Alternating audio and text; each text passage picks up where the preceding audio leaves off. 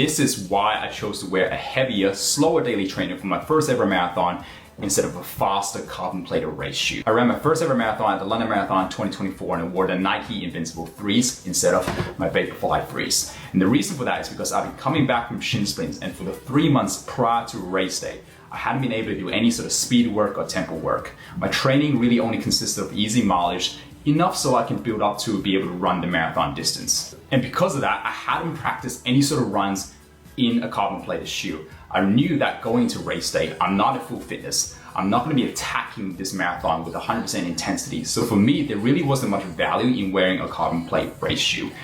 These shoes are awesome for running fast because of the carbon plate and because of the foam, but they're also narrow, they're less stable, they're less forgiving when you start to fatigue and when your form goes a bit sloppier, which for me, my cadence definitely dropped as I was fatiguing and I was definitely overstriding a fair bit more towards the end. So for me, there really wasn't much benefit in wearing something like this because the risk of potentially setting off my shin pain or setting off my tibialis posterior pain is going to affect my performance a lot more than wearing something that's a bit heavier and a bit slower. This is for any runners out there who might be coming back from an injury, going to race day, and you realize that this race might just not be your PB, you're not in full fitness, you might not always need to be wearing your fastest carbon plate shoes. And in my case, I wore something that's a bit more stable, a bit more forgiving, and a bit easier on the feet. And because of that,